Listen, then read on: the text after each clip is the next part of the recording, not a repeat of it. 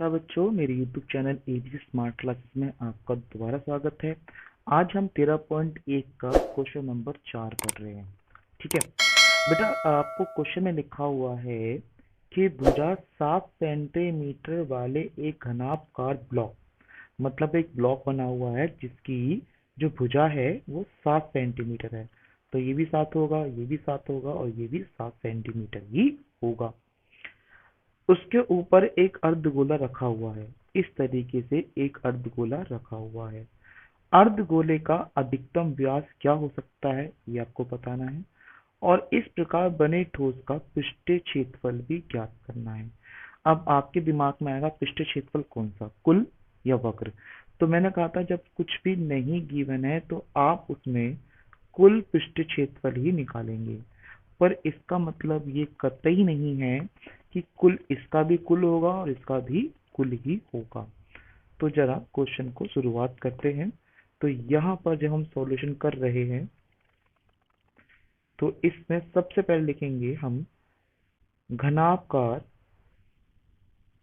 या घनाकार ब्लॉक की भुजा कितनी देर की बेटा, 7 सेंटीमीटर।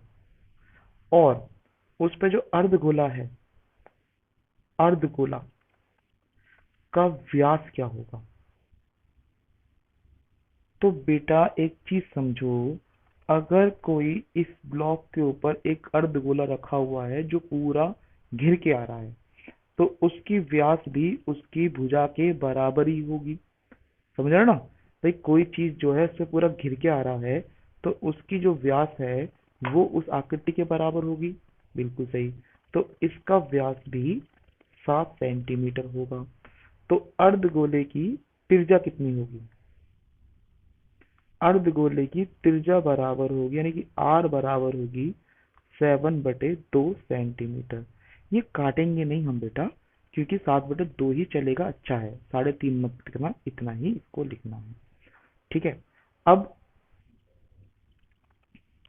घनाभ जो घनकार है, खिलौना,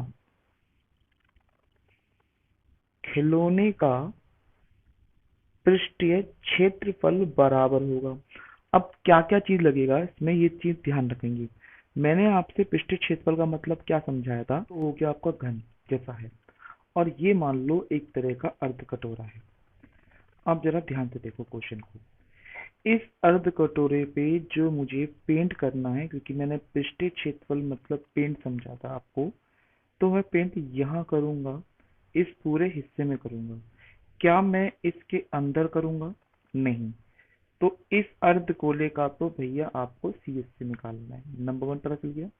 दूसरा, जब मैं ये खिलौना जो है उस खिलौने के यहाँ भी पेंट करूंगा, यहाँ भी पेंट करूंगा, यहाँ भी पेंट करूंगा, यहाँ भी पेंट करूंगा, और उसके ऊपर भी पेंट करूंगा। परंतु जब ऊपर पेंट करोगे तो जो इस ढक्कन से ढका हुआ हिस्सा है, क्या उसको पेंट कर पाओगे, नहीं। क्योंकि आपके ऊपर ये रखा हुआ है तो आप सिर्फ इस पूरी आकृति को तो पेंट कर सकते हो, इस ढक्कन के नीचे वाले को पेंट नहीं कर सकते। तो यहाँ पर हमारे पास दो पैटर्न निकल के आए हैं। पहला कि भाई साहब इस घन का तो कुल पृष्ठ क्षेत्रफल निकलेगा, घन का कुल पृष्ठीय क्षेत्रफल निकलेगा, प्लस जो अर्धगोला है, अर्ध गोले का वक्र पृष्ठीय क्षेत्रफल निकलेगा, और माइनस होगा वृत्त का क्षेत्रफल। कौन सा वृत्त बेटा, जो इसके नीचे ढका हुआ है, ये वाली आकृति कौन सी है, वृत्त की है। तो आपको इस वृत्त का क्षेत्रफल भी माइनस करना पड़ेगा। देखो ना, ये आपकी आकृति ऊपर की ऐसे दिखेगी, ठीक है, जिसपे इस तरह से आकृति आ रही है तुम्हारी अर्धगोले की। तो आपने सिर्फ यहाँ यहाँ पेंट करना है ना खाली, समझ में आया।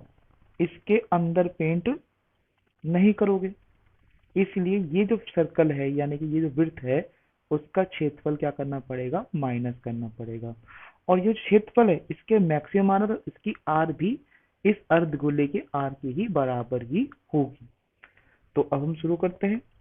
घन का कुल पृष्ठ क्षेत्रफल होता है 6a का स्क्वायर, प्लस करेंगे अर्धगोले का वक्र क्षेत्रफल 2 पाई आर स्क्वायर, और वृत्त का क्षेत्रफल पाई, और माइनस करेंगे पाई आर स्क्वायर, ये बेटा माइनस होगा। ठीक है, अब देखिए ये तो 6a का स्क्वायर है, ये 2 पाई स्क्वायर है, ये पाई आर स्क्वायर है। तो 2 पाई आर में से 1 पाई आर गया तो कितने बचा?